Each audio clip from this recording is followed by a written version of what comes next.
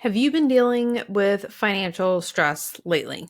Today, we're going to talk about a couple different things, a couple different ways, strategies, tactics, whatever we want to call them, that I use and recommend to clients when it comes to reducing financial stress. We'll get started with a quick story or a funny story. And so let's get into it. Okay.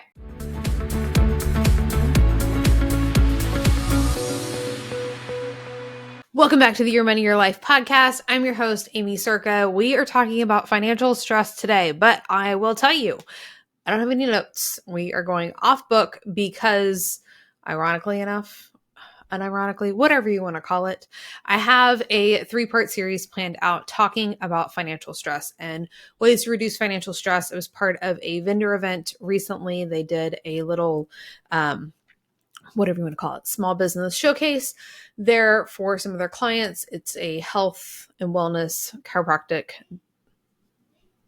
center. There we go. We're going to remember words that I've attended for years. So I put together a specific resource on 7 different ways, 7 different tactics, strategies, things that I utilize within my coaching and bookkeeping services to make sure that I help clients reduce financial stress. I was like, you know what? It'll be perfect timing, right? We'll talk about this in December. We'll break it up into a 3-part series.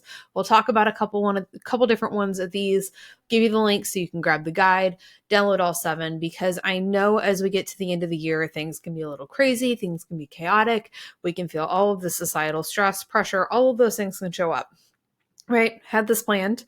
And here we are again. I had planned to record this on Monday, but even after this happened, I still planned on recording this on Monday. It just did not happen.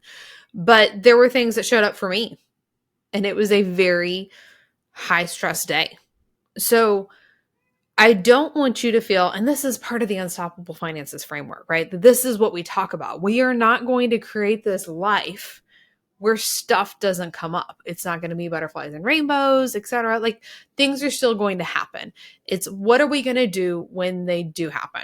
So if I'm kind of honest, there's been a massive project that I've been working on that there was extra pressure and stress that was showing up there. So like that had been an ongoing thing. But Monday, that was just what showed up for me. There were several different triggers. We're going to talk through some of the things today that I've utilized over the last several days when this shows up and how I navigated it. And then next week, we'll go back to the guide. So before we dive into that, if you want to grab the guide, oh my goodness, I forgot what I named it. What did I name it? Reducing financial stress, 7 simple ways to take control of your money. So if you want to grab that guide, you can have all 7. Check it out now. Link's going to be in the show notes below, aimeecerka.com/reduce stress. Okay. So when the stress and let's get to the pressure part here. When that showed up for me, real life, right? What did I do? What were the tools? What were the strategy? What were the things that I used in that moment to help move through and be able to still make progress like we needed to when those things show up? Now, I'm not deviating from the 7 strategies because they don't work. They're all very effective. But when I was reading through this before I hit record, I was like, these aren't the things that we need to talk about today. Okay. So first thing I did, really, it's more about writing. Okay, let's back up. Never mind. Redo, right? The first thing that we need to talk about is where the stress is coming from. And a lot of times it's because there is pressure that's showing up. We have to figure this out by a certain time. We have to hit this deadline. We have to do this thing by then, or this awful thing might happen, right? Real or fantasized, imagined, doesn't matter. We feel this pressure showing up. We feel the pressure maybe to make sure that our kids, the keeping up with the Joneses mentality that we can feel, especially around the holidays. Maybe, you don't feel like you have time, or maybe you don't have time. You don't want to make the time to choose to go deliver meals to those who are without. That's perfectly fine, right? But you're feeling the pressure because you see so-and-so do it on Facebook. or whatever it might be. Or you're feeling the pressure to make sure your kids have a great Christmas, or you're feeling the pressure to hit the income goal, or you're feeling the pressure for whatever it might be, right? You're feeling the pressure, and that makes the stress show. We allow the stress to show up because we're feeling the pressure. So, one of the strategies that I even utilize in the moment with this big project that I've been working on, it's like, okay, so what happens if I don't hit the deadline? Talking through the worst case scenario. And for some people, this helps, and some people it doesn't, right? But walk through the worst case scenario. If this awful thing that can't happen does happen, what are you going to do? What's the strategy? What's the next step forward? Is like, okay, can you restart? Can you do this? Whatever. Maybe it has to do with income goals. It can have to do with activities that you want to have. If this doesn't happen, what are you going to do? And even just talking through those steps, like, okay, I would do this, and then I would do this, or I would do this. Then there's the peace that occurs because you realize, like, we've trained, we're the stress and the pressure triggers like that. Oh my goodness, I can't remember what it's called. It's the part of our brain, like the instinctual part, the survival part of our brain. There we go. When we can like show reality, show facts where things are at, it helps settle things down. Okay, another thing that I did was writing down the things that we need to do and working better to streamline them, because I've had a time management productivity system for forever. It works great when I use it, right? But I am trying to migrate my project management system on the business side. So it's like halfway migrated, halfway not migrated, and I don't have the new system quite figured out. And then I kind of paused because I was in the middle of this big project. So I had to-do list everywhere. And like my to-do list had to-do list for weeks. And it was very overwhelming because you don't know what do you need to get done? And you feel like you're going to drop something, right?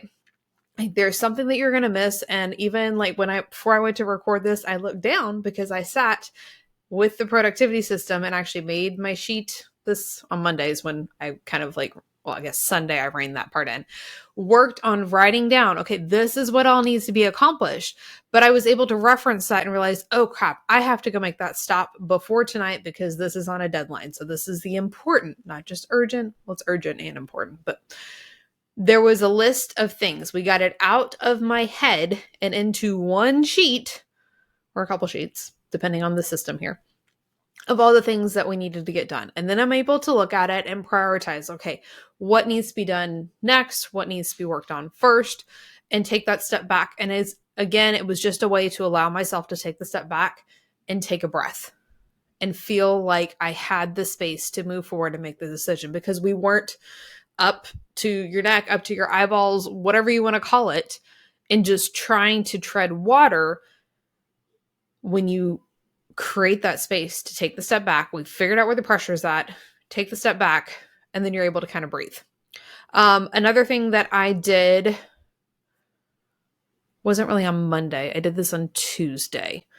And this is something that I know for myself. So there might be a little bit of balance and practice and trying a couple things out to figure out what this thing is for you.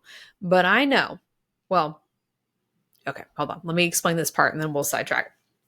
I know that if I get outside and I go for a walk or if I go for a hike, if I am feeling stressed out, overwhelmed, whatever it might be, all of those emotions are going on, I'm able to settle. It is rejuvenating for me. I'm able to release whatever tension I'm holding. I can sit there and observe things in nature. I can listen to a coaching call. I can talk with people who are closer to me. We're going to get to more of that in a minute. Like all of those things, I can do all of that. And it is so rejuvenating, even if it's freaking cold. It was really cold yesterday and windy and all of that, but it was like, no, like I know that I need to do this for me, because when I take the time, when I take the space, the hour that it took to walk the 3 miles, when I took space to do that, it made me so much more productive later on. So my side note here, getting outside, fresh air, vitamin D, all of that, like that nature, we can talk about grounding, we can talk about all those things. Like that's scientifically proven that does that for you. But you might not feel it at first. Maybe you're not an outside person.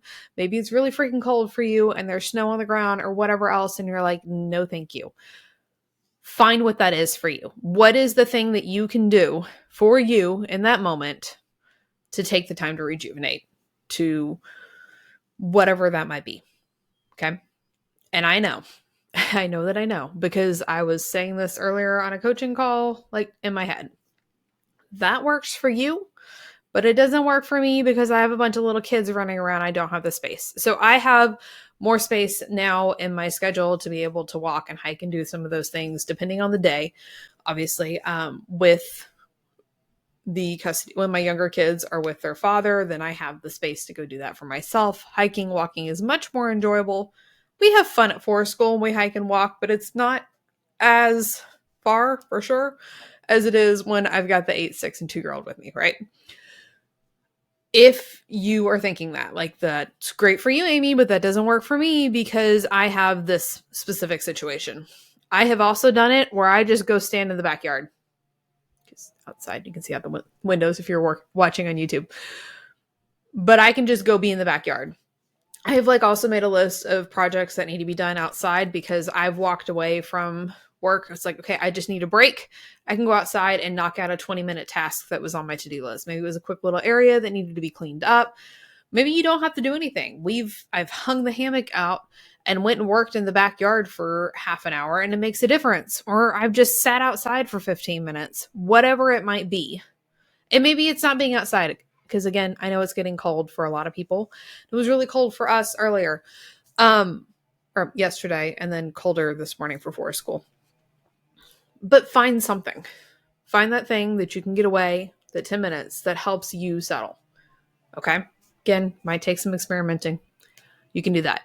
Another strategy that I've used this week with all of this is talking through things with, and you've got to find the right person for this.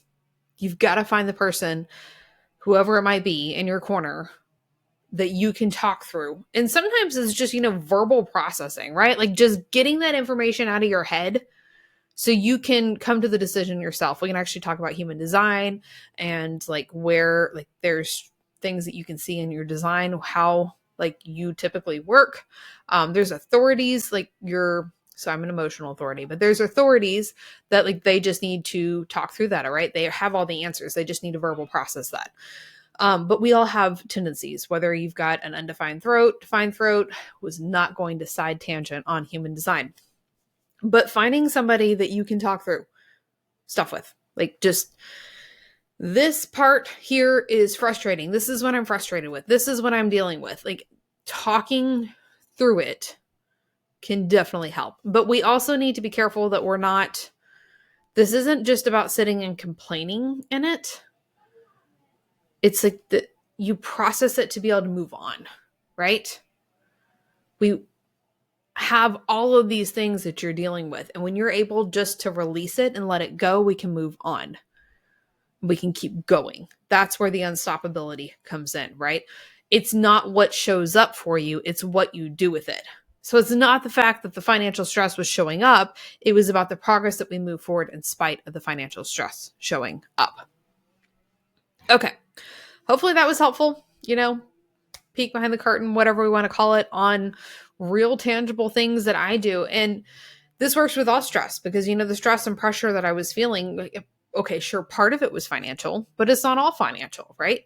When you're dealing with stress, when you're dealing with the pressure, what are the things that you can do to help make sure that it's not paralyzing you, it's not stopping you, you're not reacting and moving forward and making decisions that you regret later because you were stuck in the mud, whatever you want to call it. All right, I'm done for today. If you want to grab the guide, Reducing Financial Stress, 7 Simple Ways to Take Back Control of Your Money. The link for that is going to be in the show notes, aimeecerka.com/reduce stress. Holiday sale is still live. It's a little bit different. Send me a message on Instagram because essentially what the holiday sale is designed to do is help you be able to hold space, make the decision now that you're going to prioritize your finances in 2025. And then you get extra support now because we made the decision now. I know It's crazy, but make the decision now that this is what you're going to prioritize and work on, and then you'll have support through the holidays as well. Send me a message on Instagram. We can chat through those options at Aimee Cerka. We'll throw the link for the holiday sale below as well. That's it for now. We'll see you next time. Are you tired of not seeing consistent cash flow? What if you could stop wasting countless hours working on the wrong things only to leave yourself more frustrated than you started? All without jumping from strategy to strategy just to try to find one that works, and without requiring a week of reflection or a time audit because you don't have time to do the things that you need to as it is. My cash flow calculator might be perfect for you. This assessment style calculator reveals your blind spots and what you're missing so that you can finally see consistent cash flow month after month. So grab my cash flow calculator absolutely free and unlock the right work that you're probably already doing in order to finally see consistent cash flow month after month. It's only going to take 90 seconds and you don't need to know any of your numbers to actually do this. Then, as a bonus, there's a special way you can get me to give you feedback on your results. Simply go to aimeecerka.com/cashflow to access, and of course, that link is hanging out in the description for you.